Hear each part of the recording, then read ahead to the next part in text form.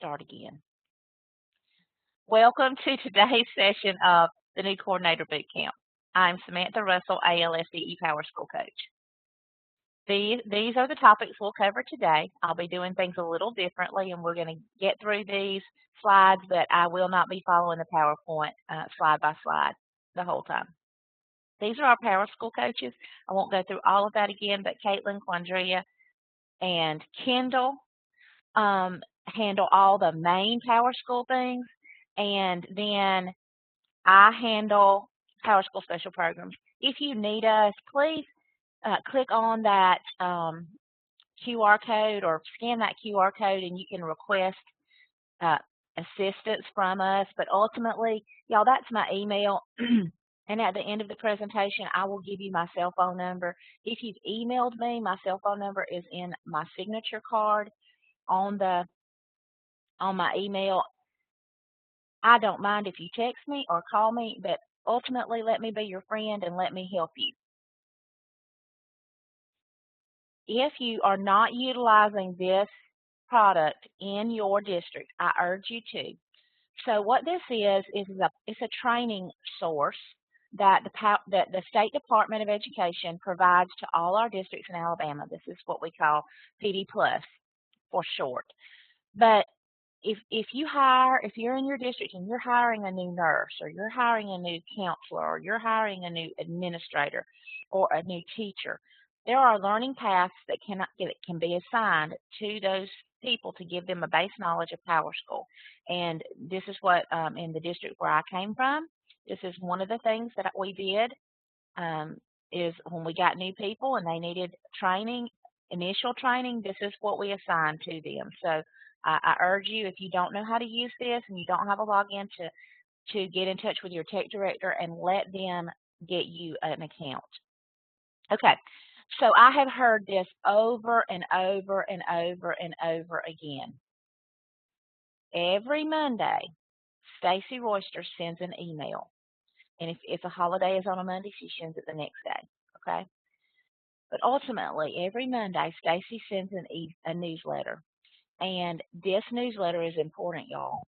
I know that as directors and coordinators and administrators, and I know that probably every one of you on here is not a coordinator. Some of you are just here for refreshers because I see your names and you're familiar, and I'm happy to see you today. But ultimately, I've heard this over and over. I don't have time to read all that stuff.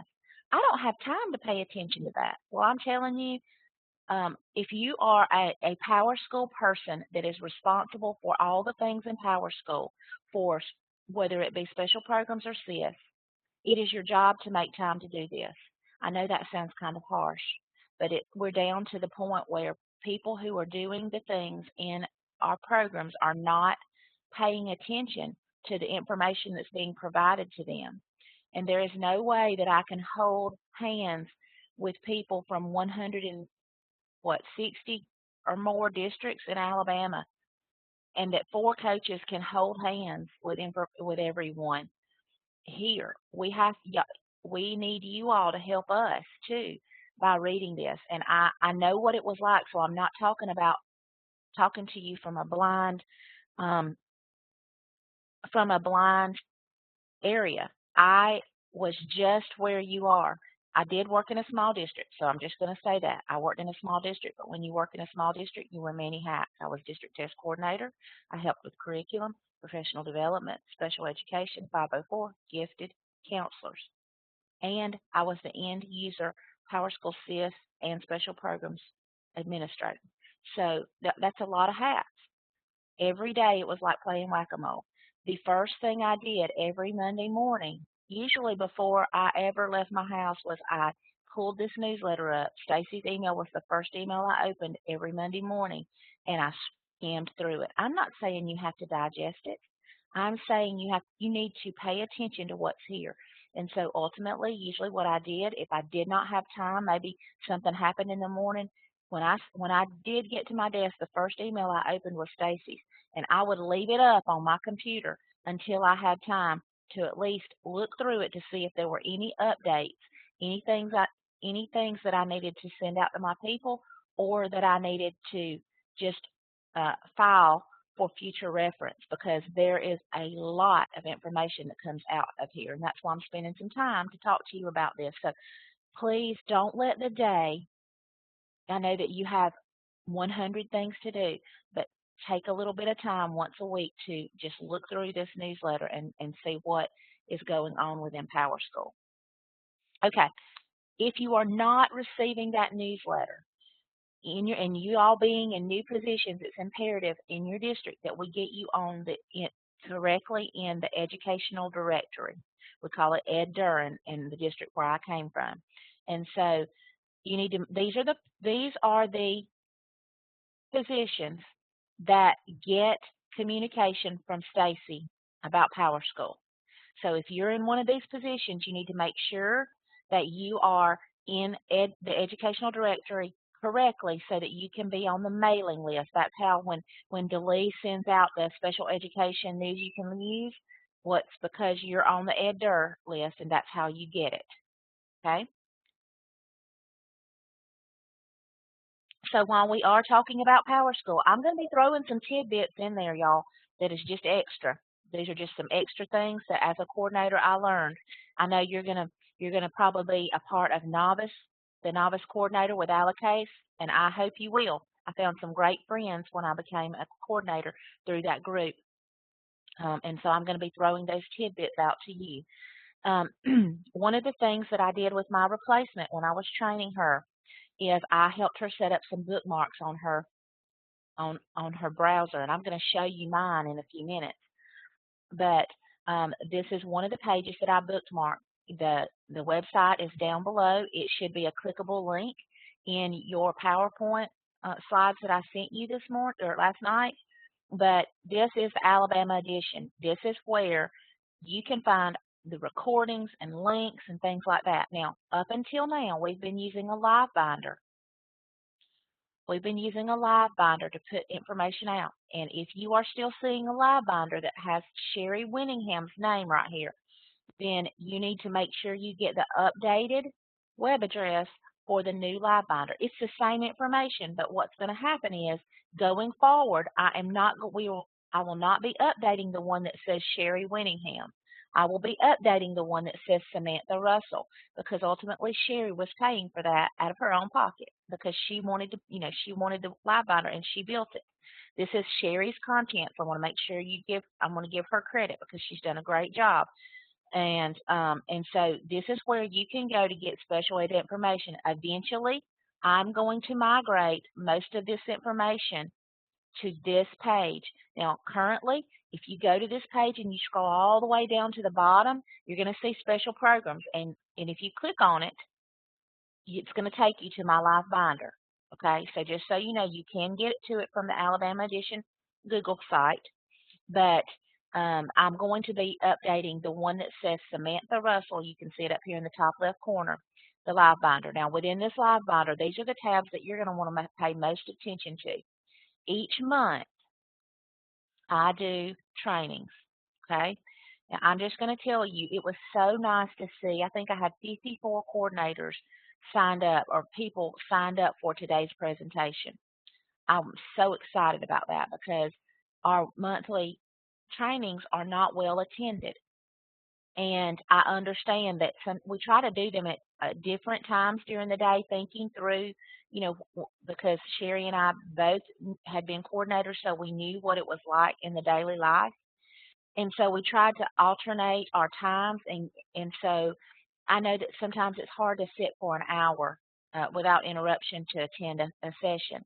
But sign up for those, because even though you may know about the topic that we're discussing, there will be some new things that we throw in there, because every day we are getting new issues going on within special programs.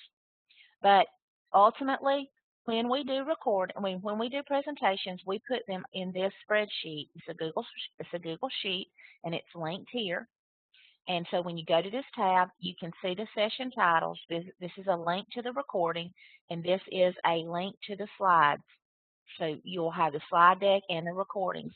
Later on in this presentation, I'm going to give you a list of suggested recordings that you go back and look at, because ultimately I can't get everything in this session today. Another one is this reports tab. Now soon we won't have to use this very much, because soon we're gonna have a state controller for Power School Special Programs. So I'll be able to push things out to you all in one click. Because currently now, when we have to update Power School Special Programs with reports like this, unless Power School pushes out a whole update, then Sherry and I have had to log into each one of your Power School Special Programs instances. Okay. So just so you know, this is a place where you can come and pick up the reports and upload them into your instance of special programs. And you don't have to create it, you just have to upload it and it will be there. If you need instructions for that, you can see that here. Okay? All right, now we're going to get started with the meat of our presentation. Now again, remember that any information that you see on these screens, any student names, is not, it's fake. Okay, so let's talk a minute about logging into special programs, okay? Well, every day when you log into Power School, you should ultimately be logging into SIS, okay? So I'm going to log out, and then I'm going to show you what I'm talking about. Now, your district may have single sign-on. I know that in the district that I worked in, we had single sign-on, so we actually logged in through Google. Okay, if you log in through a single sign-on, it's probably not going to look like this. But this is how I log in. Okay, so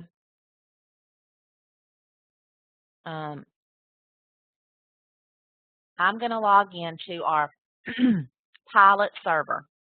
This is where we test everything before you all get to see it. Okay, when we're in Power School SIS, we're going to go up here to this Applications menu in the top right corner, and I'm going to click it. And then I'm going to see a flyout menu.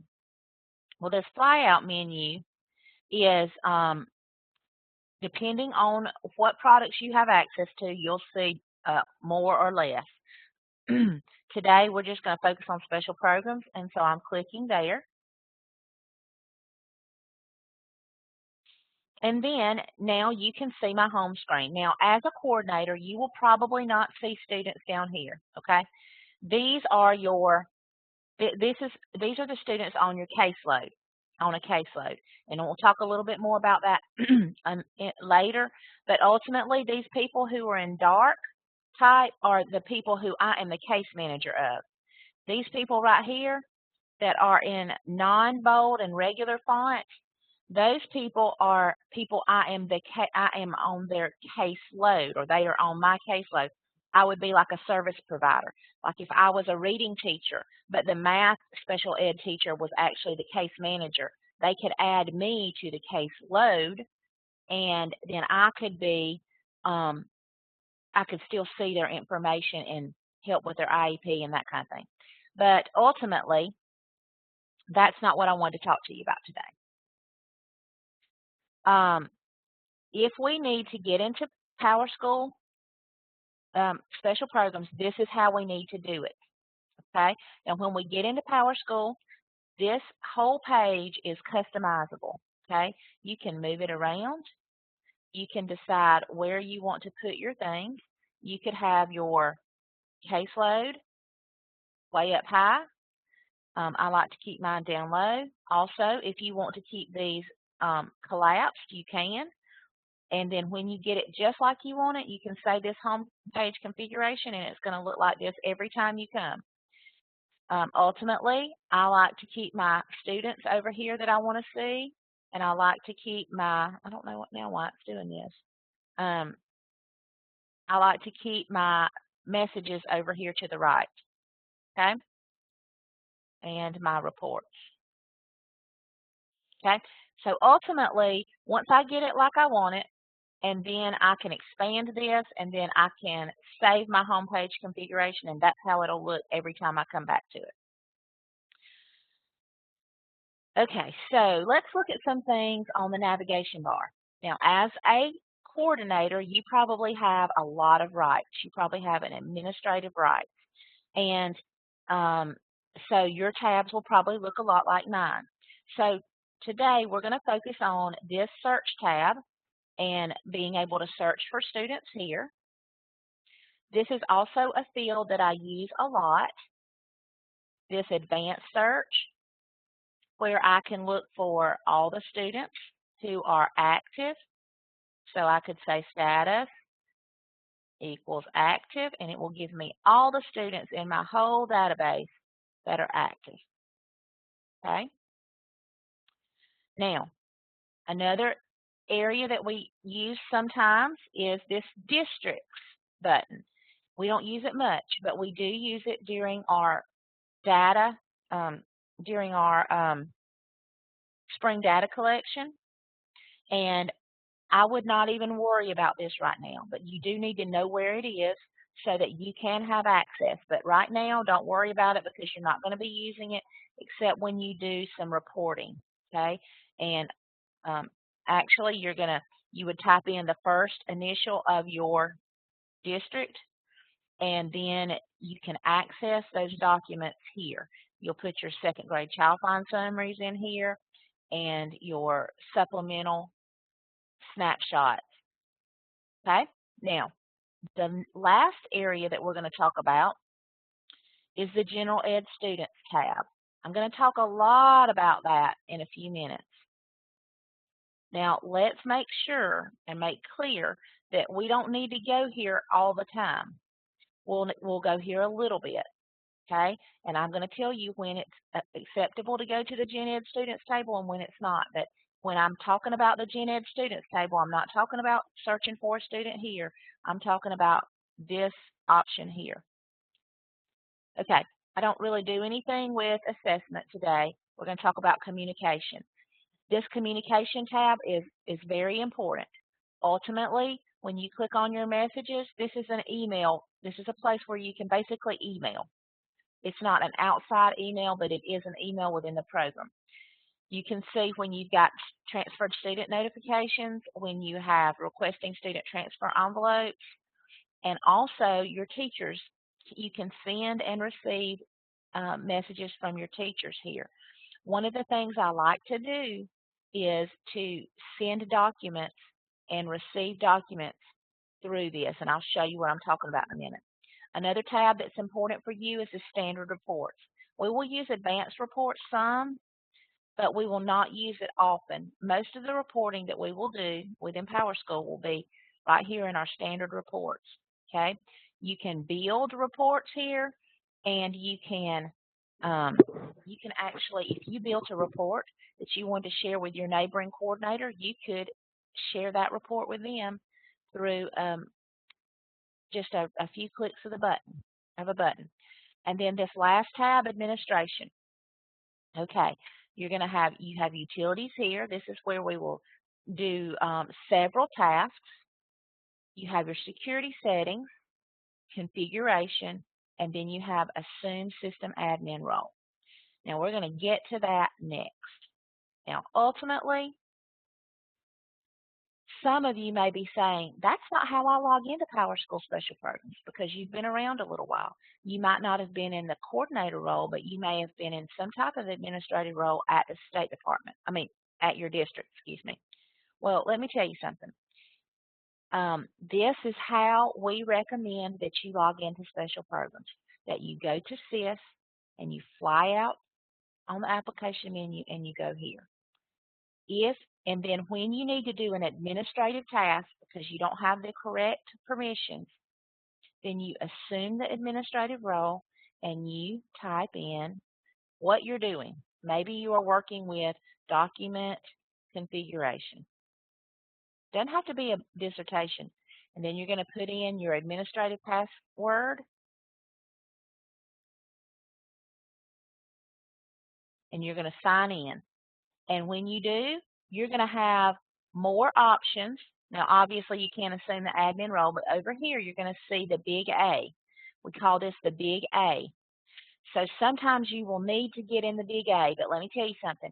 If you are in the big A every day, you're doing something wrong, most likely.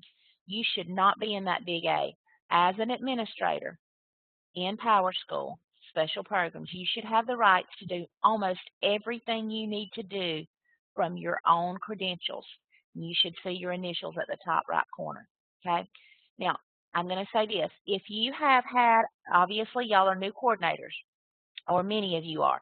If the coordinator or someone who has the admin password, the ADMIN password, if one of those people has retired and left your district, you need to log in as the big A, go there and assume the big A, log in, and you need to change the admin password and do it today. And let me tell you this, you need to guard that admin password because it is dangerous. And I'm going to tell you why it's dangerous, okay? All right, I'm going to move this, and I'm going to get back to my PowerPoint because I want to show you some things. All right, when we first began implementation, if you were around in 2021, which I'm sure you were in the district somewhere, if you were around when we began implementation, then you can, y'all, hold on just a minute. I'm going to pause. Okay, starting the recording back.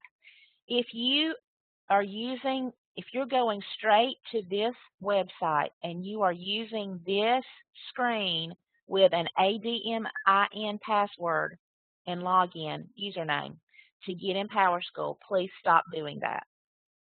Please, please stop doing that.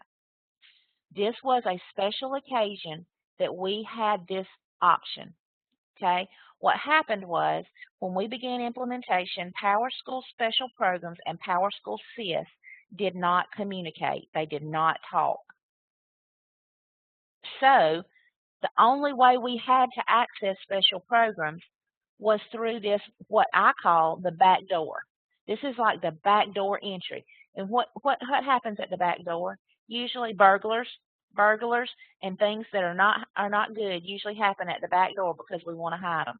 Well, just think about the back door being bad, people, because this login for PowerSchool Special Programs is dangerous. I've actually asked them to please let's work on getting rid of this, because when you log in with that ADMIN password, the admin password and username in this area, it is very difficult to track what is going on in your instance of special programs. And remember when I said to change your password? Well, ultimately, your password here gives you the right to change how your programs interact, your instance of special program interacts with PowerSchool SIS. It can mess up your integration. It can destroy your data, and it can change how your documents work. It can really cause some major havoc, and we don't need that in our programs. And I'm going to show you what I'm talking about. So if you are using this as a standard practice, don't. I did everything I ever needed to do by logging in. Now that our two programs are integrated and they talk, then now we don't ever have to use this. So if you call me and ask me a question and I go into your audit log and I see the use of the ADMIN password, I'm going to say, why are you using this? Please stop. Because when you use the ADMIN password, this is how it shows up. Excuse me. This is how it shows up in your audit log. Let me see if I can get my little. So if you, well, I was trying to do some annotations.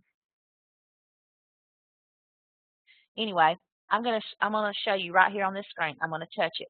So on this side, on the left side, you're gonna see when we log in as the super admin or the big A. Okay, this is what it looks like in the audit log. So you can see that someone, do we know who it is? No, we don't. Someone went to this the person's responsible for IEP implementation, and they did something. We don't know what happened. Again, here's another one. They went to this document. Here's another one. They went to this document. Do we know who that is? No, we do not. This is what it looks like when you assume the system admin role. You can see it's still the admin, but who is doing it? Samantha Russell as the system admin role. Again, Samantha Russell is doing it as the system admin role. Okay, this is when I'm logged in just as me. This is when I'm logged in as the system admin role. So ultimately, this is what Dr. Green and I have come up with about what to say about this. As the coordinator and as basically the owner or the manager of all the special ed data within your district, that admin password is yours. And the technology director also needs the admin password in case something happens. But ultimately, only about 2 people in your district need that admin password. If someone needs to do something that requires some type of, administrative rights, then you need to assign that permission as a security right. But that admin password is so powerful, y'all, it needs to be guarded almost like you would guard your money in the bank, okay? Because it is the key to all the data here. And we do not need that admin password to fall into the wrong hands. So ultimately, I'm spending a lot of time on this because this is serious. This admin password does not need to be shared, and it should not be used regularly. And we do not need to see the ADMIN over here with no name like this. We need to see it like this on the right, not over here on the left. And when we see it, we're going to say, stop using that and change your password, because we need to know who is doing what within the system. So no one should be logging in as the ADMIN through that back door. Okay, I'm off my high horse. Next page. Okay, so again, this is the home page. I already talked about your preferences, so we're going to skip that. So let's talk about PowerSchool data.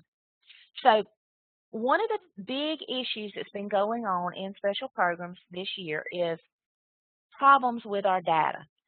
Y'all, I spent days on the phone with districts this spring helping with AIM, helping with goals, and just troubleshooting issues within PowerSchool special programs that were almost all preventable. If I could see your faces, I'm sure some of y'all are rolling your eyes because you know what we went through in the spring with AIM errors, and you know what we went through with goals. Some of you on this call were probably on the phone with Sherry or me having a meltdown. I know that I was on the phone with one district and we were having a meltdown over the gold stuff because it just wasn't working. And I know it's frustrating, but ultimately, if we can get this right from the beginning, we won't have any of those troubles. And if we do, it will be 1 or 2. It won't be 10 or 12 or more. So you need to talk to your people within your district who handle the beginning parts of PowerSchool. So when a student enrolls in PowerSchool in your district, somebody at your district or at the school does the enrollment within PowerSchool. PowerSchool SIS, let me be clear, PowerSchool SIS. And we have to put in that basic information such as the demographics, name, date of birth, parent guardians, compliance, like home language, all that kind of stuff. And once we get them in, then and other information may be required based on your district's policy. But once we get them in, I know what happens, y'all. Like I said, I've been there, done that, and I've even done some of the things I'm telling you. So don't think that I'm pointing a finger at you, because I promise you I have messed up plenty in my own right, in my own district, and had to call Stacy or whoever or Dana with PowerSchool and say, I messed up here. You're gonna have to help me now. So don't think I'm pointing a finger. I'm going to go over this real quick with you. Okay, so I'm going to pull this over here. All right, so we're in SIS, and whoever has gone in and they have enrolled a student. Now, I'm going to go over here to my trusty Dylan Bravo.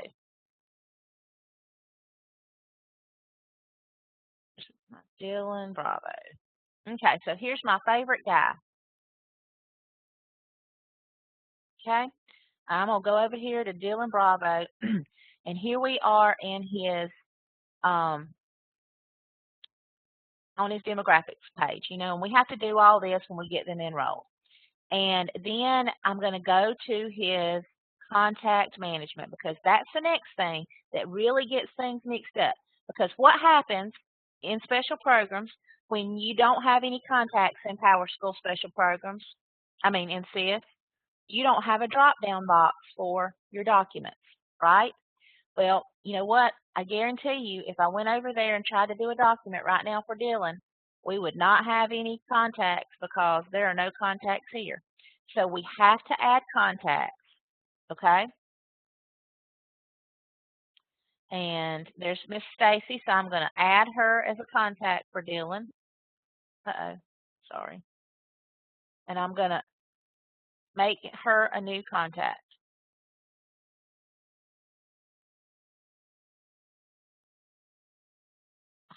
I didn't mean to do that. That's when I type them in, sorry.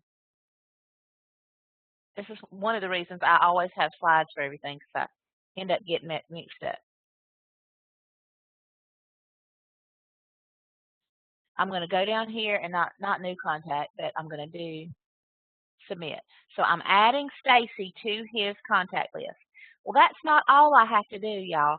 Yes, for CIS, that would get them a contact in there. But what you have to do is this box right here must be checked.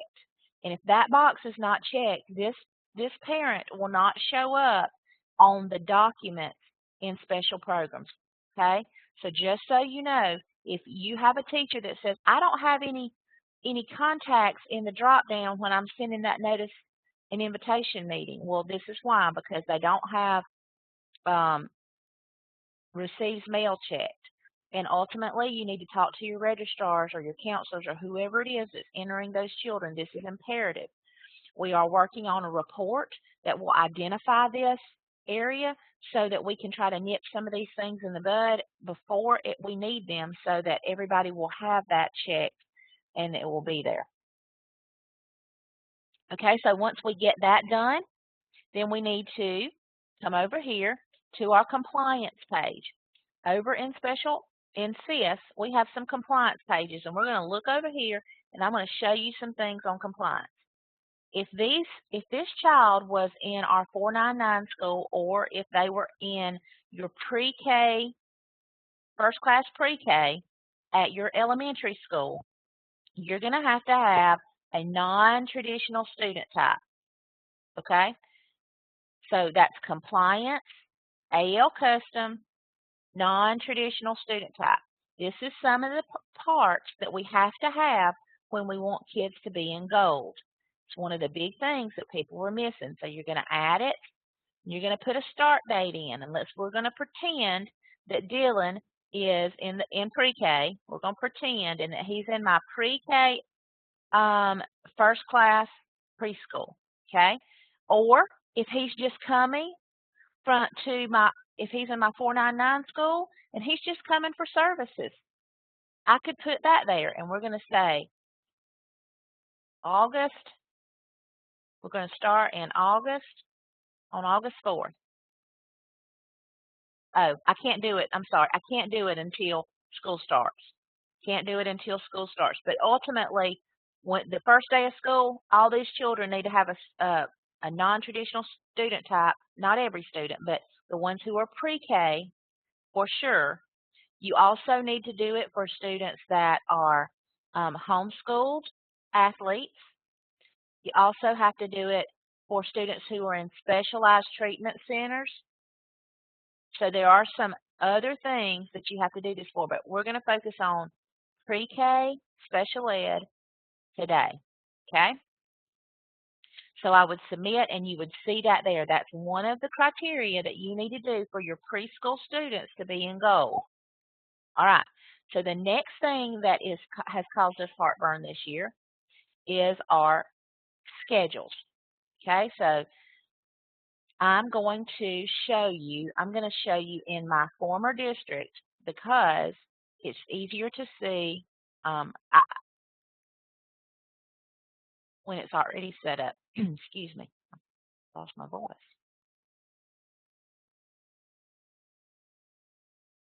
I'm trying to do this without y'all being able to see, so give me just a second. Let me get it set up.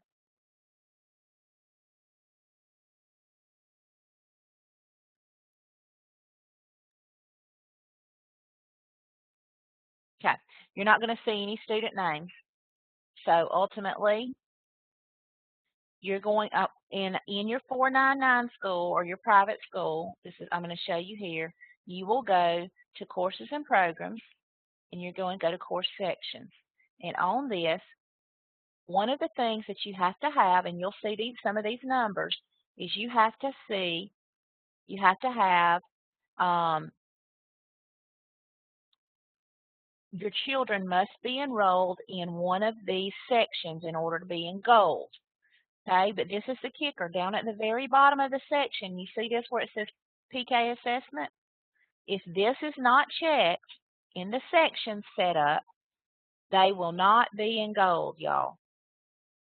So your students have to be enrolled, and at the bottom of the section, it has to have the checkbox, but we don't need a checkbox on every section.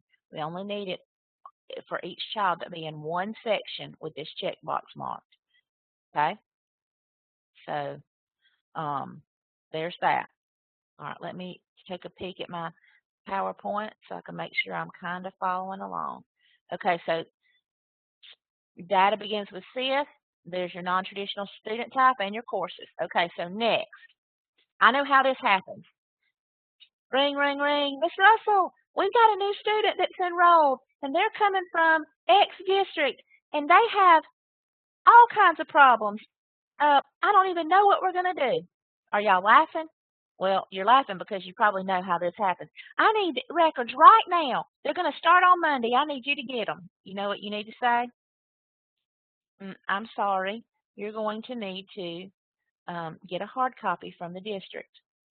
And the reason being is until we get that student in Power School CIS, and we can go right here for the student and go to school enrollment and see an E right here. Until you can see an E, do not request records in special programs. I don't understand it because I'm not that techie. That's a little above my pay grade. But somehow, when you request records, this program looks back in the background at the places they've been, and it knows exactly how to pull those records. Okay? I don't know why it messes it up, but it does. The records will not come over correctly if you do not have an E right here. So I know sometimes special ed people don't have access to CIS. I need you to talk to your tech people. If you do not have access to CIS, you need some read-only, even if it's just read-only rights, and they can lock it down where all you can see are certain tabs, and they can give it, and if they need help with that security settings, then they can call me. But ultimately, you need to be able to see some tabs in CIS, and I'm going to show you which ones you need to see. Let me grab my, no, this is the wrong one. Let me minimize this. I've got too many browsers open, people. Let me find my CIS view. There it is. Okay, here's my CIS view. These are some things that you need to be able to see in CIS. You need to be able to see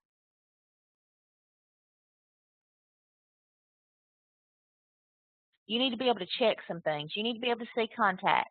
You might not be able to do anything with them, but you need to be able to see them because you need to be able to see that little Dylan's mama,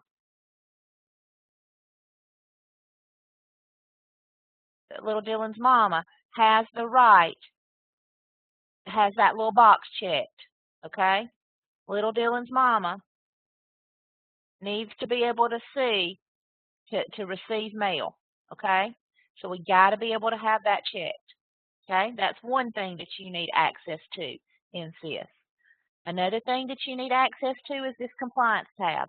You need to be able to see this AL custom tab. You need to be able to see this special programs tab. Because ultimately, y'all, this is where in the spring we got a lot of issues with our AIM because information here was incorrect. And this information comes over from special programs. We can't change it here. You have to change it in special programs for it then to talk to SIS. So you need to be able to see this. Also, you need to be able to see that student spell schedule because you need to make sure they're enrolled in that right class. Remember on that slide that we just went through, you need to be able to see that, okay? Those are some things. And this tab, enrollment history. You need to be able to see that child's enrollment history so that you can check before you send and receive records to see if that's an E, okay? All right.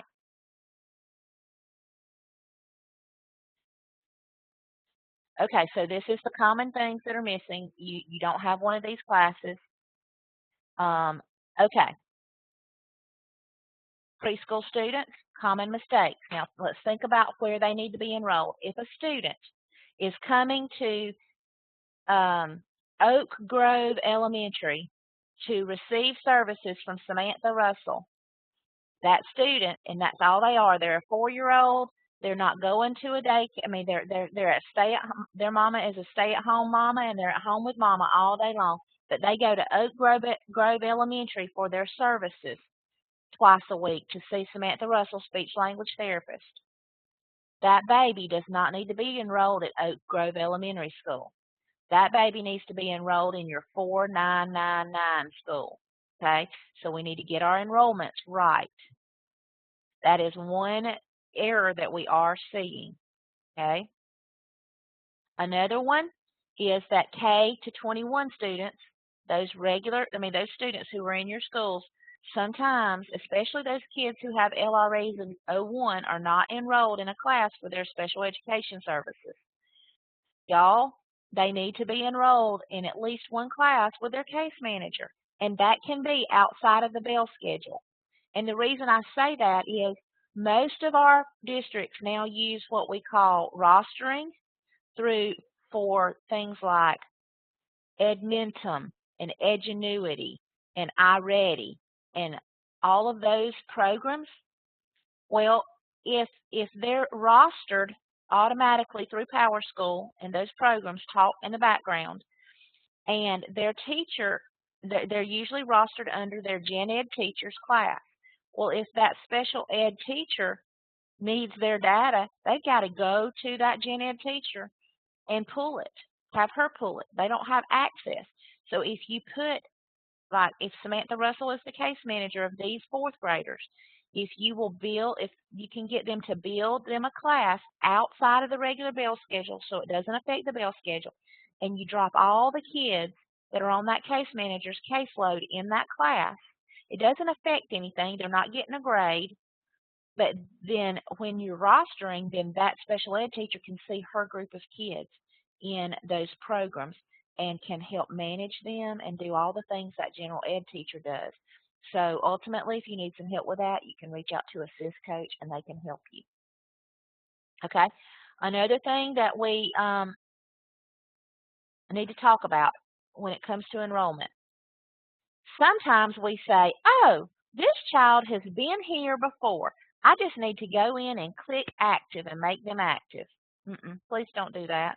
Well, ultimately, those fields are going to be locked down in a couple of weeks anyway, so we're not going to be able to make changes. But if a student has received any special service, whether it's special ed or gifted or EL or 504, and even if you in your in these districts were previously using RTI for the RTI forms in special programs, if they have a profile in special programs, if you can search in special programs and find them, not from the gen ed table, but from the regular section of special programs, if you can find them, if they have a profile there, then you need to request a transfer envelope, and sometimes you don't know. So what I would suggest is, unless you know without a shadow of a doubt, because they've been in your district the whole time, it doesn't hurt to request records through special programs. The worst thing that can happen is they can say, we don't have any records on that student, and that's fine. But ultimately, you cannot rely on the notifications within special programs to notify you and say, hey, you've got a special ed kid in your district. You have got to do your due diligence and find that out. And ultimately, at the district that I left a couple of years ago, we had a kid. Y'all, this child had been having all kinds of issues, and we had been trying to talk to the parent, couldn't get them. Anyway, ultimately, we were starting a referral, and in the referral meeting, when we're going through the referral paperwork, Mom says, "Oh, well, yeah, that child is we've had special services in so and so district. Y'all, this child has had an IEP, and we didn't even know. Mama didn't tell us. It was a kindergarten child, so the child had had preschool services somewhere else, and we did not know. So ultimately, there are going to be those that you overlook, but try very hard not to go in and pull a child from the gen ed table. Use the transfer process to try to pull in any records that where a student has been in special programs in another district in the state. Okay, but if a student has never been in sets or special programs, then we've got to import them from the gen ed student table. And remember, that's the little link at the top of the screen that I showed you earlier. Okay, so this is the transfer process. In order to do transfers, you have to have certain security rights, okay? We recommend that not everybody has these rights to send and receive transfer envelopes, y'all, because if you don't know what you're doing, you will mess it up. I'm telling you. And ultimately, a lot of our data has been convoluted because people are making innocent. I'm not pointing a finger. They are making innocent mistakes, and it's mainly because they don't understand the process. So that's why I'm spending a lot of time on this. So this process is going to send and receive special ed. It's going to receive all of it. Now, just so you know, it's coming out to the EL people in the history of our use of special programs. We have not been routinely sending and receiving records through special programs for our EL students overall. And the reason we haven't been is because we don't use special programs for EL. We use elevation for our EL students. But what has been happening is when those students come in, we just create them a new folder in special programs. We put in their entry date, say their EL, so that we can see that icon, and then we move on about our day. But what is happening, and a problem that has come up on the EL side, is we're getting all of these duplicates in elevation. And so it's being caused by us having multiple instances of special programs entries for these EL students. And so it's confusing the elevation program. So we have got to start using transfer envelopes for our ELs also. So whether it's 504 EL or special ed, just do a transfer envelope. And the reason I'm saying I would be very cautious about giving it to a lot of people is because when we transfer those envelopes, if you don't understand how to do it, and you don't understand, maybe it's an EL student that also has special ed or has had special ed in the past, if they don't know how to bring in and merge profiles, it can become very messy. And then you're going to have AIM errors, and it's just going to be a mess. So just keep in mind that it's important that whoever is doing these transfer envelopes, that they have been trained appropriately and they truly understand all the fields in PowerSchool Special Programs. Okay, so like if you want to know more about the security settings and the setup of that transfer notification group, you can contact me. There's also, I think, there are some recordings in the live binder for that also. Okay, so this is kind of the process of what to do when you get a new student. Usually, now in my district, I was a little bit of a control person. I know there's at least one person on here that knows me from my former district, and she can probably attest that I am a little bit of a control freak. And so I didn't let anybody else do this. I was the only one in my district that did it. So because I needed it to be done the way I needed it to be done. So at our district, when we got a new student that was going to have special ed, or that we knew that had a folder in special programs, then they would contact me at at the district, and then I would request an envelope from the former district and import it once it has been set. I'm going to show you how to do that. Okay, so this is how it works. I'm going to show you some play data. Uh-oh. Okay, where did my screen go? Okay, I'm gonna I'm gonna not be the admin right now. I'm gonna be just Samantha Russell. Okay, so Samantha Russell has gotten a new student, and I need to request some records. So I'm going to go to administration and utilities. And I'm going to, when I get here, it auto-populates to students right here, but there's all kinds of utilities you can use. But the main one, almost always, we're going to stay on is just the students. And these are the utilities that you can use for students. Now, I'm just going to tell you, I usually only use this replace student field sometimes. When I do case manager, bulk, you do bulk case manager changes right here, and you do sending and receiving of envelopes. Okay, those are the big functions on this utility menu. But so right now, I've gotten a new student, little Sophia Petrillo has entered my district, and I need her special ed records.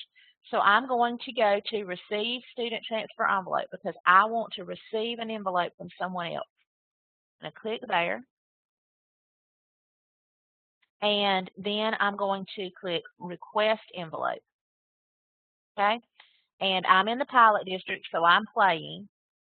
And I'm going to request a transfer envelope for Sophia Petrillo. Anybody a Golden Girls fan? And I'm not going to just put her name there. I'm going to put her SSID number too, because I want to make sure in case there are two Sophia Petrillos in their district, then I can make sure I get the right one. Now, you may not know this, y'all. Y'all know those SSID numbers, they begin with 19 or 20. I learned something this year. Did y'all know that if that SSID number begins with 20, that means that they're only been a power school student. But if they were at a 19 number, then they were in the district in Alabama before we had power school. So it's pre-power school and post-power school. Isn't that cool? Okay, that was just an aside. That's 5, 6, 7, 8, 9, 10. All right, so obviously I'm making this up. But I am sending this request. I'm going to hit request envelope. And when I do, it says down here at the bottom, request sent. Okay, now I'm going to pull up Baldwin's pilot, and we're going to look and see what this looks like. Hold on, let me make sure I don't show you anything I shouldn't show you. I might get myself confused in just a minute. And this is what happened. So that was the new district, and this is the old district. So now I'm in the old district, and this is Baldwin. Okay, so up here, Baldwin County Pilot. Obviously not the real Baldwin County, but it's the pilot, and this is what we name them. And I'm going to go to Utilities. Well, let's look at my messages first. I don't have a message yet. I should have had a message. Let me see if I can see it. Go to Utilities. And this time I want to send a student transfer envelope. And oh my goodness, I do not have rights in here to send. Okay, so let me pause this. We're going to go, I'm going to show you what it looks like, okay? So I'm back in my Opelika pilot, and I sent a request from Baldwin last night so I could show you, and this is what it looks like, okay? See this notification right here in my messages panel, requesting student transfer envelope? And this is a student transfer envelope for Blanche Devereaux. So last night I went to the Baldwin County and I requested an envelope for Blanche Devereaux. Okay, and so I'm going to pretend that Opelika is the former district now, okay? So now I'm going to go to Utilities, and now I'm going to send a transfer envelope back to Baldwin, to the former district, with Blanche Devereaux's information. So you see, when I go to Administration and Utilities, now I'm sending that envelope. I'm responding to their request. I'm going to go to Send, and then here I'm going to click this curved arrow. Okay, when I click that curved arrow, I'm going to see a pop-up that looks like this. The requesting district, who requested it. It says I haven't responded yet, which is true, and requesting a student transfer envelope. Okay, when I put this in, I'm going to click Accept Request. Now let's pretend that I don't recognize Blanche's name. She's not a student in my district. And if I came over here and I searched for Blanche, and let's pretend I can't find Blanche because she doesn't have a special ed folder. Well, what I would do is on this, I would click Decline. And when I decline, it will give me an option to type an email back to say, I'm sorry, we don't have any records. Okay? So that's how you can decline a request. But ultimately, almost always, we accept that request. And now I can add students. And I can't remember Blanche's SSID number, but if I did, I could just type her SSID number right there. But I can't remember it. So I found Blanche, but I'm just going to DEV. There she is, Blanche Devereaux. There she is. I'm going to select her, and I'm going to click Close. And now she's there, and now I can add students, okay? Once I add her, I'm going to go to Generate Student Packages, and you can see now everything in her folder that we're going to put in there. Now, I could choose to only send one thing by unchecking, but ultimately, y'all, when you're sending and receiving student records, send it all. So I'm going to make sure all of this, these are all the things that she has. These are the profile sections that she has information in. And then these are the documents that she has. And so down here, I'm going to make sure I send everything. So I'm going to go back to 2008 and 2009. She probably wasn't even born yet. But I'm going all the way back because if there's anything in there, I want to send it. And I will also do not want to only send final documents. I used to, when I sent records, I would always send just final, but I got to thinking about this. If a student is going through evaluation and maybe you have started the notice and eligibility decision, but you're not finished, well, it wouldn't be finalized. It would still be in draft. So you want the next district to be able to pick up right where you ended, so you want to leave that. So ultimately, include say no right here. And I always leave this as default as the name, as how the package is named, and then I click Generate Student Packages. So it takes a minute. Sometimes I get distracted during this process. If you know me, you know that I'm a little inattentive. Melissa might be laughing a little bit to say that I'm a little inattentive, but anyway, sometimes I get distracted because I don't have time to wait. I got somebody else calling my cell phone while got somebody on hold in my office phone. And I might forget to send this envelope. Well, the good thing is it'll still be sitting here waiting for me to send it.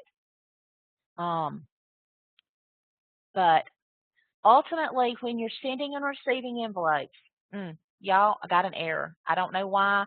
There's an issue going on right now with special programs where we're having trouble sending and receiving envelopes. Development is working on it. It did work for me earlier, but some people are getting errors, and you can see that now, that this error. So I'm going to pretend that it went on, and we can see the that in our in your PowerPoint. But ultimately, this is what it looks like. If you have an envelope that hasn't been sent yet, you can go there, and then you can generate and send. So I'm going to stop right there. I'm going to flip back to my PowerPoint, and let me go ahead. Okay, so these are all the things. I'm sorry, y'all. I'm going the wrong way. Okay, so these are all the things that we just saw about how to do that. And then once we've created it, here we are. We did all of these things. Then you can send that envelope to requester. So on the next screen, once that envelope has been generated, you click Send Envelope to Requester. Now, if yours doesn't have this option, if it looks like this, then that means you might not have clicked that curved arrow. And I would caution about just doing this without clicking the curved arrow, because you could possibly send it to the wrong district. And remember, these are confidential records. But if you don't, like if you're just wanting to send someone some records and they did not request it, then you can go to Send Envelope and then choose School and District Hosted at Special Ed at this web address. And then you can choose what district and school you want to send, okay? Send it to, and then ultimately Send Envelope. And this is the confirmation that you'll get, and you'll have this here. Now, what I was saying earlier, PowerSchool does not keep a long time running log of who you've sent and received records from.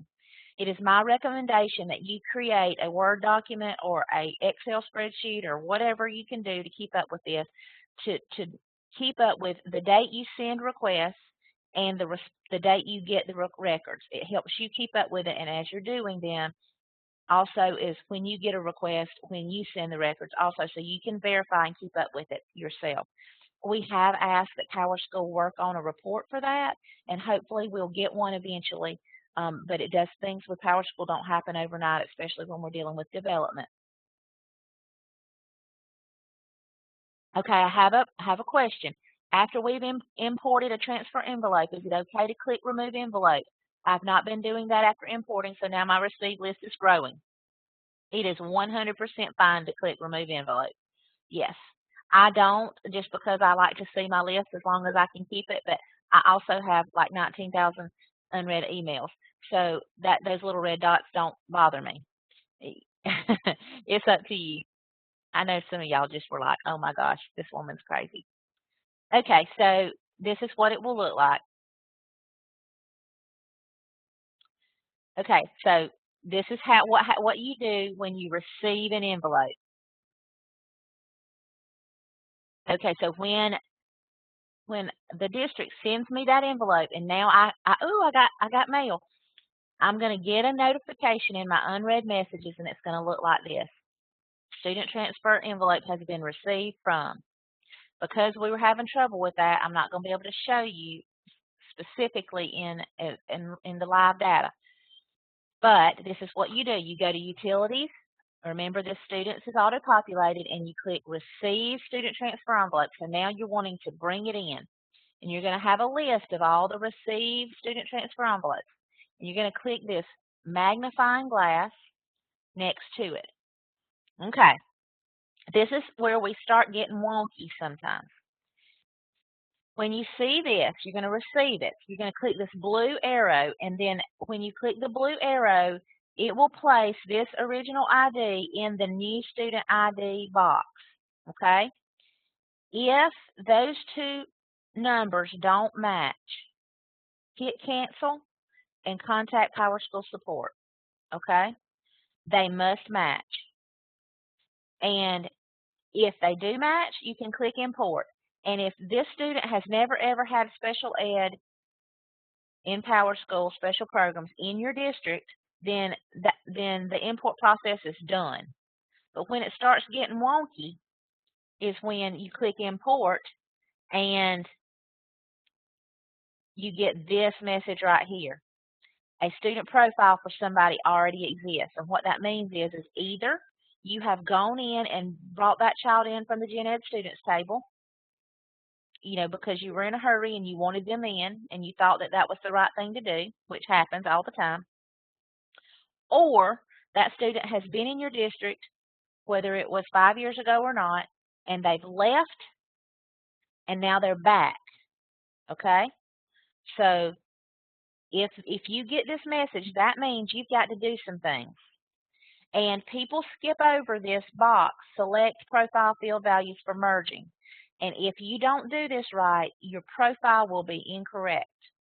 Okay, and this is what caused the most heartburn of all the things that we did this whole last school year.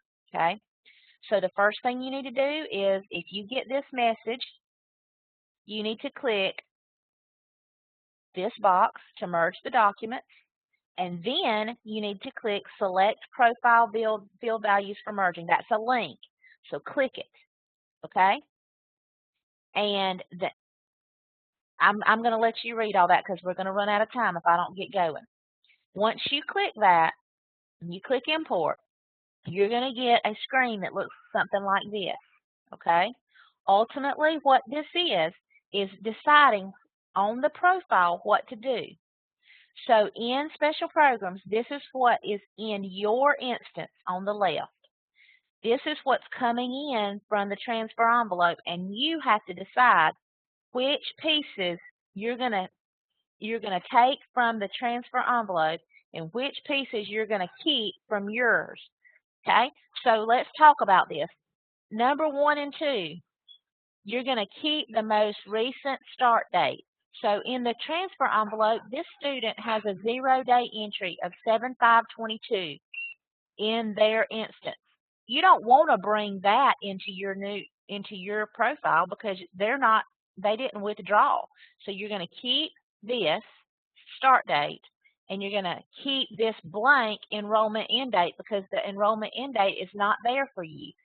The enrollment end date is there for them, and we don't need it in our district. Okay? Also, you can see here home language. Well, in theirs, they have home language is English. Yours is blank, so you could click this one. Okay, it's a radio button. So if you click this one goes away. If you click this one goes away. So you would want to click here where this is yellow. Okay. This is what's in your district phone number. This is what's in theirs district. I would probably keep what's in my district because that's going to be the most recent information. Okay. All right. Enrollment exit reason. Do we want to keep that? No. We don't want to bring that one in. We want to keep it blank because they've not exited from my district. And then all the way down, you're going to do that. Now, I would bring in all of these because ours is blank. The transportation field is blank. The LRE code field is blank. The eligible for service. All of these special ed fields are blank in my district because this child didn't have any data in my district. So I'm going to come over here and I'm going to click. I want this one. I want this one, this one, this one, this one, this one, this one. I'm going to go all the way down. Now, where this gets kind of crazy is when there are also dates over here. Okay? And there will be also dates over here sometimes when a child has been in for a long time. So maybe this child was in when they were in 1st grade and now they're in 6th grade. Do you think they've had a reevaluation since in that time? Yes, they have. So you want to pick the latest date. So if they have a 2015 recent eligibility date here, you're probably going to want to not put the radio button in this side. You're going to want to put it over here in the 2019 side because you want to bring in the latest date. Okay? So this is where it gets wonky. And this is why it's important for whoever is doing these transfer envelopes to understand special education and what these fields mean. Okay? Now, I'm not going to be able to spend a pile of time here, but I do need you to really pay attention to what we're doing here and think through it. It does take some time. Sometimes we've had to have me on the phone so that I could look at the former district because it does get very convoluted, especially when children move around a lot and these profiles haven't been updated like they should. So call me if you have something that's super confusing, okay? And then once you choose which ones that you want to merge, then you click accept. And when you do, you should be able to search for that child and find it. Now, if you don't have to do this screen right here, if the child has never been in your district and you do not have to do this screen, the only thing you have left to do when you import that student is you've got to go into their special ed profile and you've got to remove the exit date and exit reason, because it's likely that the former district has put in there, hey, this student has left our district and they have moved known to be continuing.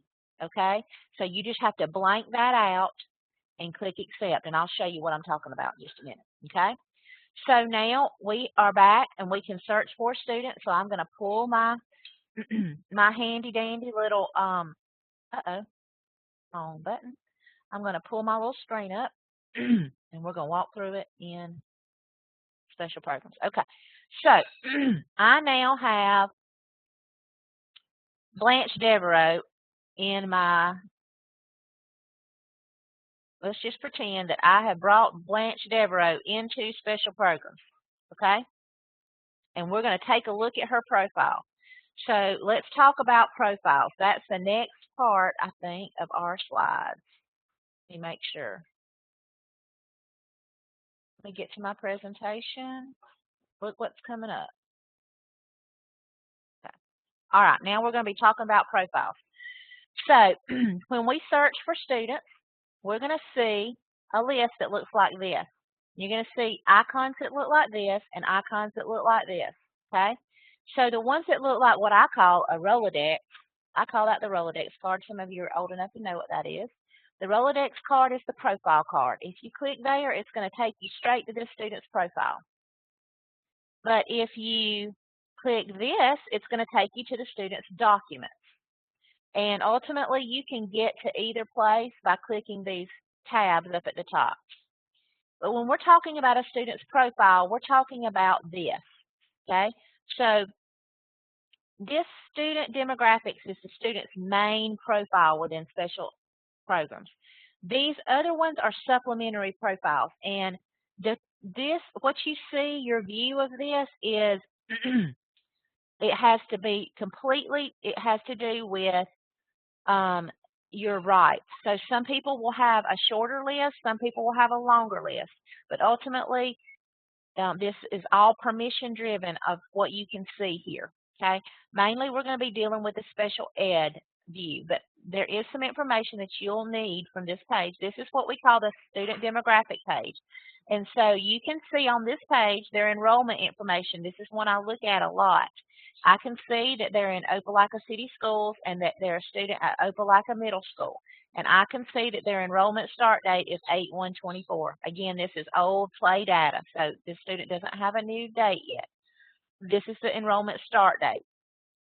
I can also see down here the transfer information. Now keep in mind, this part of the profile, except for this down here, except for this very last part, all of this is owned by PowerSchool SIS. So if I clicked edit, which you may have the right to, and I change this last name to Russell, I can do it. And it'll change right there. Now her name is Blanche Russell. But as soon as PowerSchool SIS and PowerSchool Special Programs talk, Blanche Russell's name will change back to Blanche Devereaux, because PowerSchool Special Programs does not own this data. Okay, just so you know, if you do make a change on this student demographics page, it will not stick. It will change back.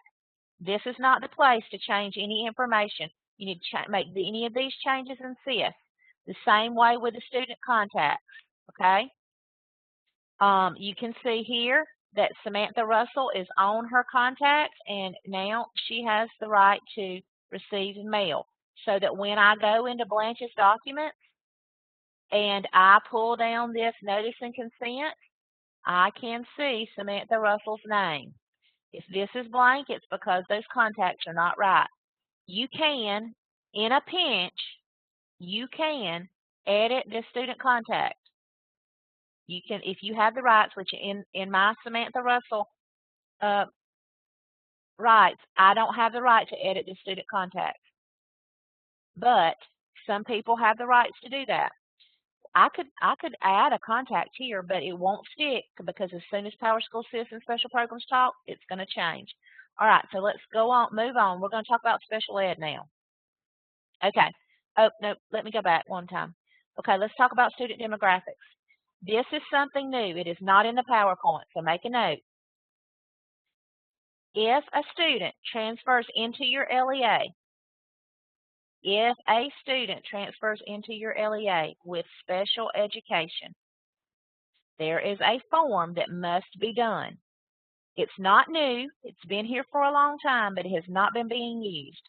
Sherry Winningham started presenting on it last year. I'm now presenting on it again. It's called the Student Transfer Form, and I'm going to show it to you because it's just gotten a facelift. Okay? It is in this miscellaneous section. It's called Student Transfer Review Form. I'm going to show it to you. I'm going to demonstrate it because I want you to see what's going on. Now I'm going to cancel editing and I'm going to delete this document because I want to open a new one. I do not recommend deleting documents, by the way, but in my play data I can. Okay, so I'm going to make sure this is in the 25-26 school year, and this is going to be first grade, whatever my naming convention is, and I'm going to pretend she's an out-of-state transfer, okay? And I'm going to make sure I have this checked, student transfer review, and I'm going to bring this here. This is a big deal, y'all. They are going to look for this form in monitoring. So if your teachers have not been doing it, you've got to start. Okay, so this is what the form looks like. So we're going to pretend that Blanche is transferring from out of state. So I'm going to click out of state. I'm also going to put in the date, the name of the school district, Ohio. Okay, I'm going to put the name of the school district in Dayton, Ohio. Okay, and then I'm going to say whether the records were received from the previous district or not. All right, so if I say they were received, it gives me some options. Well, the documents work like this. Sometimes when we check boxes, we are allowing information to expand or not. So this student's date of enrollment was 8/1/24. So I'm going to pretend that I didn't get any records until, I don't know, April. We're going to pretend we got April records on April 1st. All right, and now I'm going to say that we got the IEP team has met and is adopting the transfer IEP as is, indicating that the IEP is compliant according to the state of Alabama. Are we getting an IEP from out of state that's compliant? No, we are not. Okay, we should not be checking that. This is the one we check for out of state. The IEP team has met and is providing comparable services consisting of special education and related services, okay? Actually, this option right here for out-of-state transfer should not even be there. So this is the new functionality right here. You would put in this box the date that you are going to start providing services for this child in your district, not what the IEP from out of state says, but when you will start providing the services in that beginning date. In the ending date is the date the end of that IEP from out of state says. Okay? This ending date is the date that the IEP ends, the actual date on the IEP. And then, of course, you put the LRE, and then you put the exceptionality from out of state. This is a new functionality. And then you would put here the student is working toward alternate achievement standards and participating in the state's alternate assessment. Yes. And then I'm going to put, a non-lookup, but ultimately,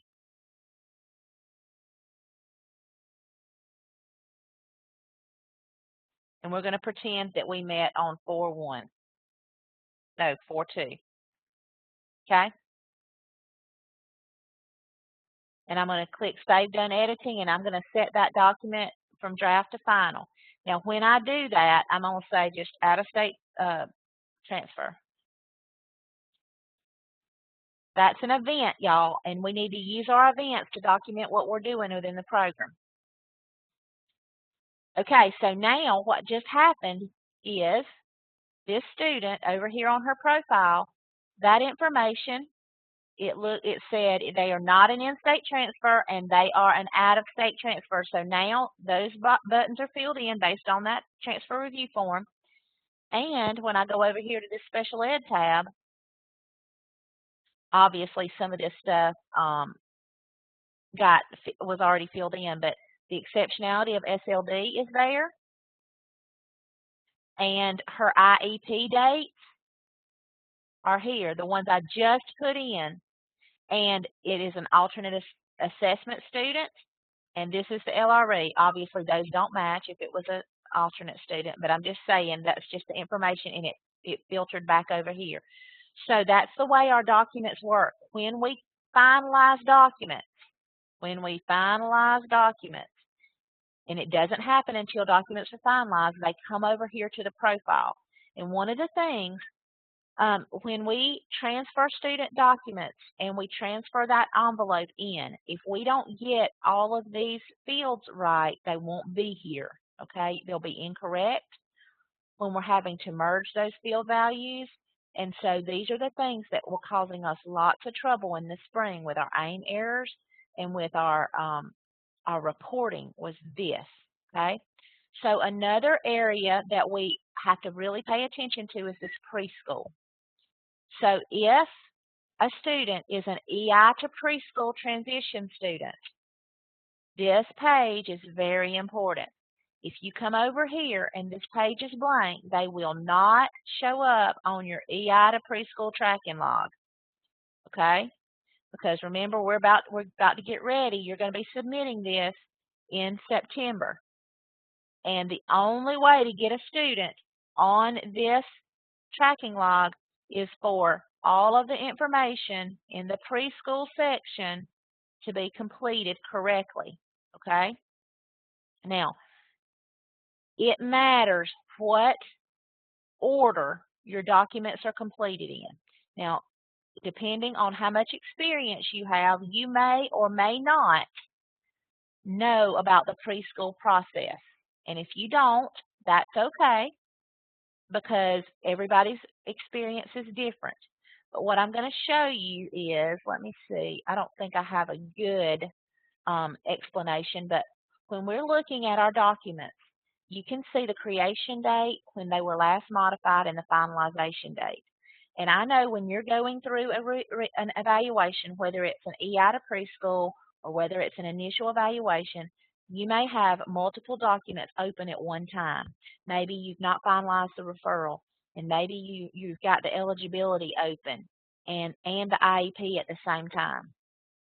Well, ultimately, it's okay to have those open, but when you go to finalize that, I'm sorry, I don't know what just happened. When you go to finalize that, make sure you're finalizing the documents in the order that they should be chronologically. For example, let's go over here to the preschool tab. We've seen this as a problem with preschool. So, with preschool, you're going to hold that transition meeting. And you're going to do this on the hard copy. Your child's not going to be in special programs when you have this meeting. If the parent says they want to move forward with the referral in that meeting, that's when we put them in special programs. But if you have that meeting and the parent says, no, I don't want them to transition, then you don't the process stops right there. Okay, you do not put them in special programs. But if you do, then you'll have to open that document in special programs that are EI to preschool transition plan. We'll have to open that and complete it here, okay? And when you do, you can finalize it, and that information will then populate to her preschool profile in special programs, okay? So when you're looking at finalizing your documents, that's the first one you want to finalize. Then the next one is going to be your referral form. Finalize that one next. You can have them open and be working on them all at the same time, but do not finalize them out of order. Finalize your referral next.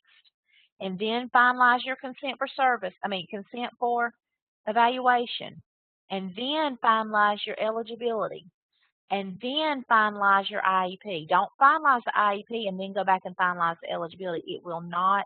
The logic works. Each one of these forms has specific logic built into it, and if you don't do them correctly, it will affect how these fields are populated. Okay, so the next profile we need to look at is your, let's see, what's next? I did preschool. Let me go back and just make sure I don't skip over some things y'all need to hear. All right. Documents must be finalized before their data is written back to this area. Okay. Oh, I do need to say this. Fields on the profiles related to special ed, look at this, should not be edited manually. So people, if you feel the need, if you decide you're going to do this, we have run into districts who are committing fraud. Just going to lay it out there to you. They're going right here. They're saying, oh, that child's active. Let me change them. Except, don't do that. That's lying. We had so many districts that were just going in and deciding they were going to, and most of the time they weren't meaning to. They really thought they were doing right. So I'm not trying to say that they were trying to be false. But y'all, this is serious business. For a student to be active, they must have an eligibility and an IEP. So a lot of the errors we were getting in the spring were when a student was found eligible on the eligibility, and then that case manager, the psychometrist, or the coordinator was going in and saying, oh, they were found eligible, let me mark them active. But they didn't have an IEP. So the program is set up to when they have an eligibility that's yes, and they have an IEP that's finalized, then it will mark them automatically as active. Those statuses change automatically based on the documents. When you go in here and you pull a gen ed student in from the gen ed table and you give them because they're being referred, then when you get to their profile, here's my gen ed student, Dorothy Spornak. I'm going to go to, well, let me pull her up here.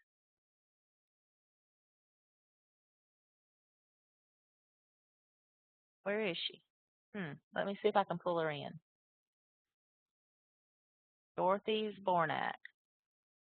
She's a gen ed student. View student profile.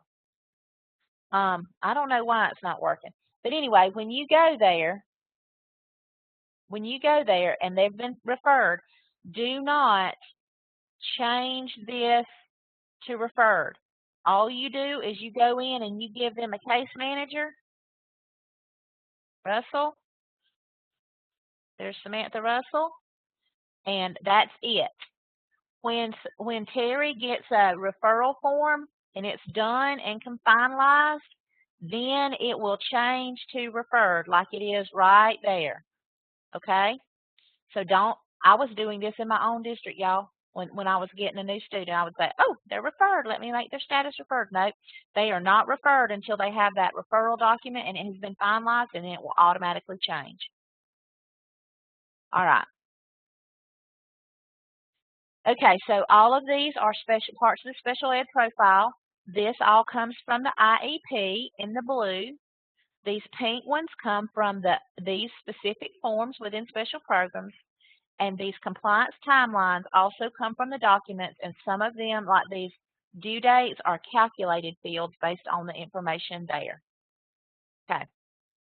I'm not going to read all this to you because I've said most of this to you. Okay, so if there is mistakes in the special ed profile, this is what you do to kind of troubleshoot. One of the things I didn't mention, especially when it comes to preschool, there are some hidden boxes, that's what I call them, because they're only available in Edit View, and they have to do with like timelines, and it's in the bottom of the boxes. So like if you're in the eligibility and you click initial referral, and that student is in a certain grade level, you're going to see some boxes at the bottom, and you're going to have to put information in them before you can finalize your document. Well, those are the pieces that populate back to the special, to the preschool profile, okay? This is more about what happens when you have to manually edit. This is an area that requires manual editing. Remember that a little bit ago when I was saying if you click import and that's all you have to do and you don't have to merge profiles, you're going to have to come and look at the exit date. Well, this is what I'm talking about. It's on the special ed flyout at the bottom. It's this special ed exit date. Sometimes when kids move, we have to go in here and put this information in. And if the district did it before they sent the envelope to you, you're going to have to come in here and remove this. And it should not say move known to be continuing. If it says move known to be continuing, that's how you know that you need to take that out. But don't take it out if it says graduated or tested out or transferred to regular education. Okay, here's some information about graduation. This is, okay, so this is another one. Sometimes, so when a student is found no longer eligible at their reevaluation, this child no longer qualifies for speech and language services. You're going to have to go in and you're going to have to put in exiting information down here. I exited and I transferred to regular education. But this exiting exceptionality down here at the bottom, it'll be blank. And that's going to give you an error. The only way to fix it is at the top, not one of these, but this one. You're going to have to go in and you're going to have to put the former eligibility, the former exceptionality there, okay, in order for that to populate in this area right down here. It might be a little confusing. I don't mind going over it with you if you have a question about it. But ultimately, this is that screen I showed you back to PowerSchool SIS, that screen for compliance. Okay, so this is all the preschool stuff I went over. So these are some more profile areas. If you click here, it's going to give you the services. This comes directly from the IEP. This is what we see when we, on that services page. Again, here's some special ed services. It's going to only list the special ed services. This is the related services profile. It lists the related services for that student. And this is the supplementary services where your accommodations may need to be. And this is a fairly new profile. It is the special ed history. And at a glance, you can look to see how many years a student has had an IEP. Okay, this is the caseload. This was earlier when I was talking to you about the standard caseload. There's the difference. There's a standard caseload and there's a case manager caseload. The standard caseload is for those service providers like your SLPs or your OTs or your PTs that are not responsible for everything for that child, but they're just responsible for some pieces. You need to add them to their caseload. Now, some people allow users to do this on their own. I wouldn't mind allowing the OT, PT, and SLP to manage their own standard caseload because they're going to know when kids rotate in or out, when they need access. That's a permission, and I can help you with that if you'd like to give them the right to manage their own standard caseload. These are two more profiles I just wanted to call out to you. Sometimes you want to make sure a child showed up on your child count, and you can click that, and it will show you if they were on your child count. And this is the State Accommodations tab. This pulls it directly from the ACAP Testing and Supports form, and you can see at a glance what their state accommodations are. These are some reports that you would be interested in watching, or recordings. So this is the session recording. This is a link to that spreadsheet that I was telling you about where all our recordings are. Okay, so let me get out of that. Go back.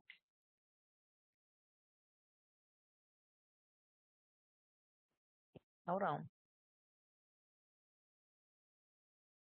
Okay, here is our, that's the link to where you can get all the recordings. This is a link to a recording that Sherry did that's talking about important reports for administrators and teachers. Also, this is the slide deck that goes with that presentation. I would urge you to watch it. Good night. I did not mean to click that. I did that in the last presentation too. Okay, so this is how you get to your reports. These are the recent reports I've worked with, and this is where you can search. Because if you're like me, you don't remember what category you put stuff in. And y'all, I know we're supposed to be done in 8 minutes. I'm not going to be done. If you are busy and you need to get off, feel free. But I have blocked off some extra time for y'all, so I'm going to keep going, and I'm going to go all the way through, and then I'm going to take questions. So if you need to leave, it will not offend me. I will send you the recording or a link to the recording when we're done. But anyway, if you finish, if you don't remember what category you put a report in, all you've got to do is type a few letters of the report. Like if you know that report says EL status, then just type in EL and it'll give you a whole list of all the reports that have the letters or that has EL in them. Okay? I'm going to show you 2 reports that I think are important. One of them is the case manager report.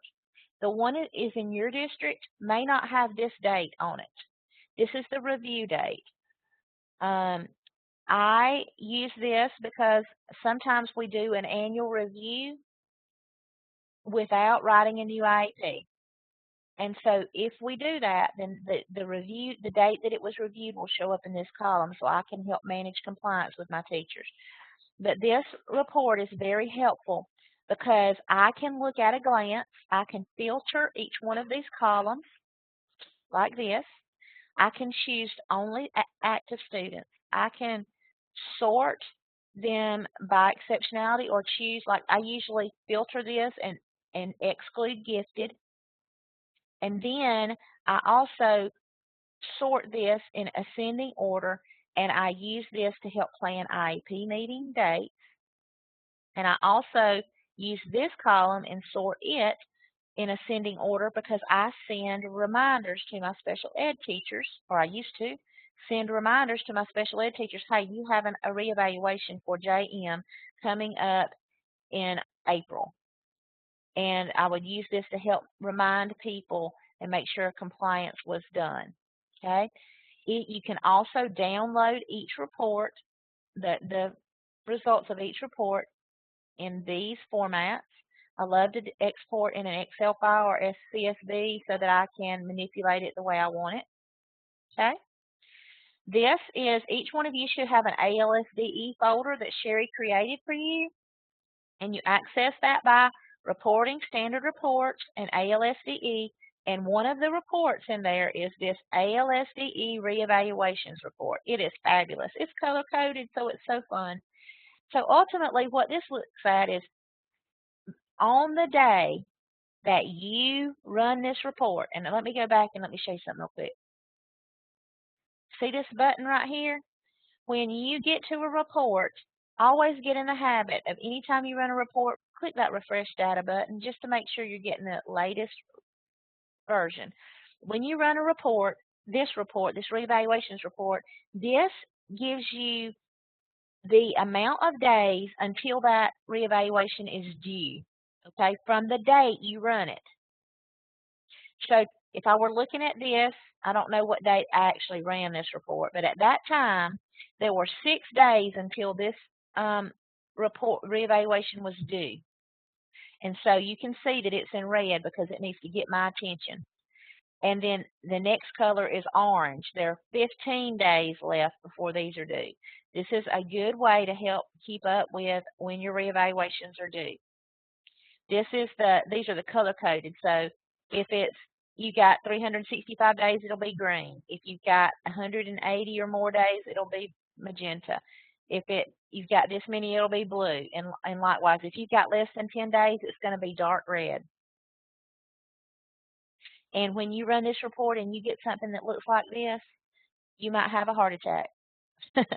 I'm teasing. You won't have a heart attack, but you might really about to be having a panic attack. Ultimately, most of the time when we see crazy, wonky, like negative days, that means it's 1,750 days overdue. You need to click right here. There's probably a problem with the student's profile. Most likely the profile did not get brought in correctly for a transfer student, and that's why it's showing that, okay? So if you have that and you can't find the problem, call me and let me help you investigate it. Okay, so I'm skipping over that. I want to show you, I put this in here just to kind of help you. These are some things that you can do now. So in the spring, these are some things that you need to be doing. You need to be preparing for your data collection. Gold, like early spring. Don't wait till May to start with the gold, y'all. Please, let's work on that in November. Let's work on that in December. Let's work on that in January. Let's make sure we're seeing our kids. Please, please, please don't wait. Okay? You're going to need to update your allowable years so that your teachers can put IEPs in the future school year. You're going to need to be getting ready for your second grade child find snapshot. Also, you're going to be getting ready for your annual data reports, your student exiting report, personnel snapshot, and supplemental snapshot that are due in the spring, early summer. And then you're going to need to prepare for your extended school year services. You may want to run a report, and I have it available, to see what your related services need to be, because obviously we want our teachers to tell us when a student's going to need extended school year services, but maybe you want to double check them. You can run that if you set yours up a certain way in your services page. So for the way our district did it is we wrote school year IEPs. Now, I know a lot of people are not wanting to do school year IEPs because all the IEPs are due in the spring and it's too hard and all that. But I want you to think about this. It is not a recommendation of the department that we do year-round IEPs, calendar year IEPs. It is not. And also for a coordinator, it's very hard to keep up with compliance that way, because you need to be able to think through how you are being able to run your report. So I'm just going to say it like that. So in the district where I came from, we wrote our IEPs from 6/1 of one year to 5/30 of the next year, or 5/31 of the next year, if they were getting extended school year services. So in the spring, when we wrote IEPs, if we were going to determine, in April or May that the child was going to need summer services, then their IEP started on June 1st. Okay? And in the duration dates of the services page, we wrote our summer services June through July, and then we described the services and the service dates in the details, okay? For students who were just not getting ESY services, their IEP started the first day of school.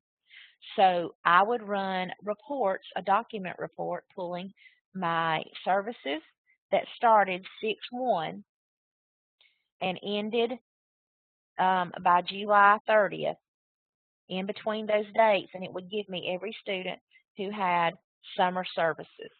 Okay, that was a fabulous way for me to plan as a coordinator. Also, likewise, for my related services report for the summer, for the new school year, I could run a report of students that had services starting August 4th, or actually, when I run the report, I would always start August 1 in case somebody had a different start date than me. And that would help me prepare and make sure I had enough related services providers for those students. Okay, so some summer tasks. You're going to need to set up your marking periods and calendar options. There's some screenshots for you.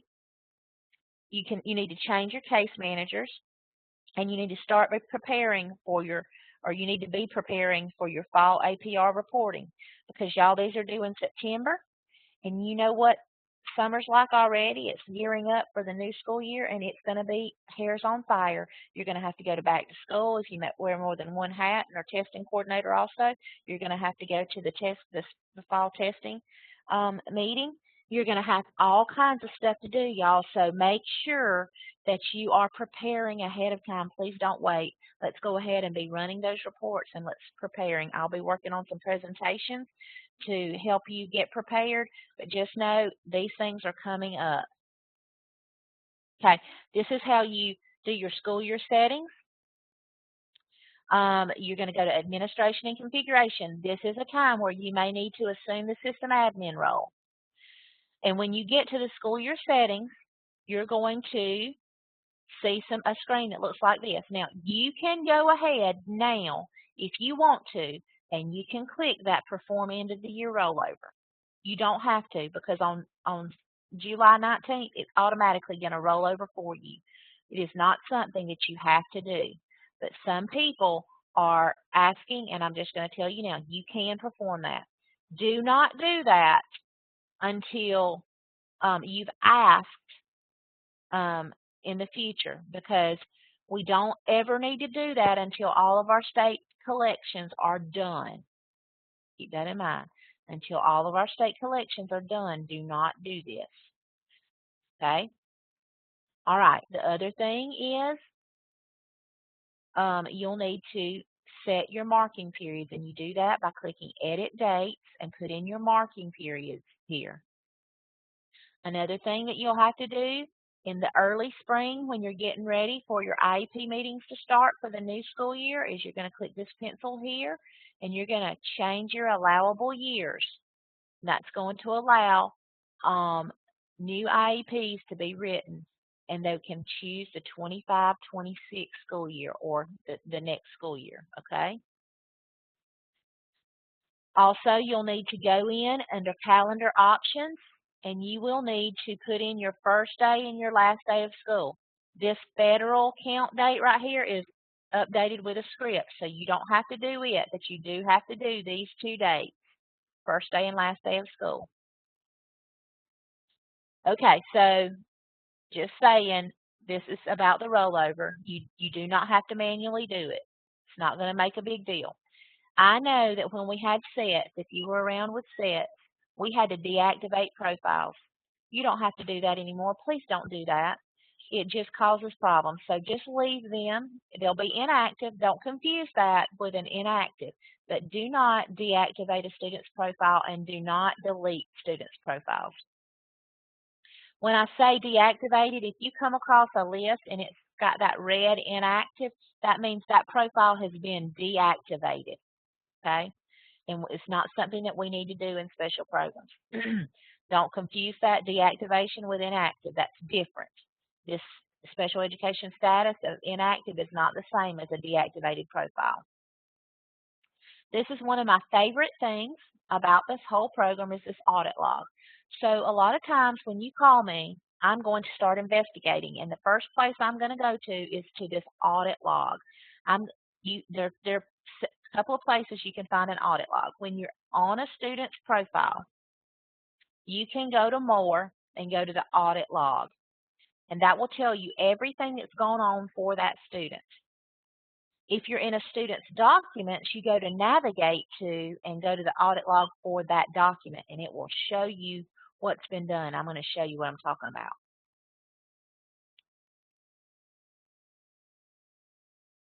Oops, that's the wrong one. Where is my super suit? No, teasing. Are y'all Incredibles fans? My children were big Incredibles fans back in the day. And so that's one of the little phrases we said, where is my super suit? Okay, so there are some places for us to be able to see the audit log. So if I'm on Blanche, I can go to More, and I can view her audit log, and I can see everything that someone has done in their audit log. And most of the time, we're going to be looking to see who has updated the profile. You can see, I get this all the time, I didn't change that. And this is where you find out if someone changed it.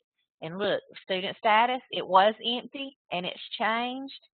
So who did it? Samantha Russell. Am I supposed to do that? No, I am not supposed to do that. I don't want to see that in yours. I did it for demonstration purposes, but don't do that. Okay? This lets me know that Samantha Russell updated a document. Okay? These are the fields she changed: birthday, case manager, grade, and last name. Y'all, I'm telling you, this program knows everything. So this is how we look for stuff. Okay, let's go back. Let's look at her documents. So I'm going to go to the ACAP testing and supports form, and I'm going to look at the audit log for this document. Go to navigate to audit log for this document, and it's going to tell me everything Samantha Russell did. See, Samantha Russell did it. I created it. I accessed it. These are the things that I updated. I changed the status, and then today I am accessing it again at 10:06. There is one more audit log, and it is in the administration tab, and this is the one for your whole program. You can see anybody and everybody that has gotten into your program and what they've done. Okay, you can see that I've been here, Samantha Russell. These are data connectivity things. This is all the background stuff that's automatic. Here's Samantha Russell again. Samantha Russell again. You can see I've been in here a lot doing different things. I did a standard report. All the things I've shown you this morning, here's my name. I don't know if we can see somebody else's name because we've been in here. Look, there's where I assume the admin role, see? So this is how we find out what's been going on in our programs. Look, Power School Consultant, she was in here doing something.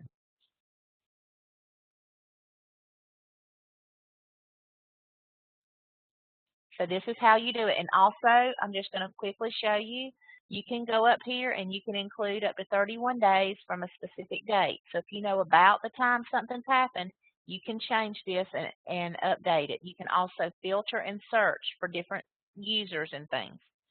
So just so you know, all that's available. All right? Okay, so these are some additional resources in our Live Binder. I would suggest you go back through and listen to these presentations. This Students Transfer Review Document and Data Flow, please look at that one. Also, this amending documents, including IEP Annual Review. This is important. Please listen to it, look at the PowerPoint. These are, I couldn't go into detail about all these things, but these are good presentations that are vital to getting your data correct. Now I'm done. I did want to show you one more thing real quick. Get your questions ready, and you can type in. You can raise your hand, and I will share it with you. As a new coordinator, I want to share this resource with you. I'm gonna give you this. Let me see. Anyone with a link? I'm gonna copy this link. Done. Okay. So this document is a binder. So every special ed teacher in my district had a binder. And ultimately, y'all, some things are local decisions and some things and most things that we do in special ed are governed by law. And my special ed teachers would almost all tell you that when they called to ask me a question, I would say, hold on, let me get my notebook. My notebook right now, I'm touching it. I'm leaning over in my chair. It's sitting on the floor right next to me, and it is never far away from me. And I made one for all my teachers, and I also, every new teacher or intern or whatever we had in special ed, I made them one too, because this is kind of like your Bible for special ed. And so I had someone from my last meeting ask me for this table of contents for my binder, and so what I did was I went in and I linked. So each one of these is a live link so that you can make binders for your own people, because ultimately we need to use our tools to be following the processes correctly. And you need to have this. And my teachers knew that when I said, hey, I need something, I mean, pull out your binder. If it wasn't nearby, we were not good friends, y'all, because they need to be able to access this information. There's no way that we can all remember everything about procedures and the way things are done. And we have the tools, we just need to use them, okay? So I've shown you a lot about actual work in special programs and how the functionality of the program works, but this is the actual why and how we do the things with this. So I'm gonna drop this in the chat so you all have access to it, and you can access it and use it in your, make sure that's the right, make sure real quick that's the right link. Yep. send. Okay, so now you have it. Okay, ask me your questions. I'm going to stop the recording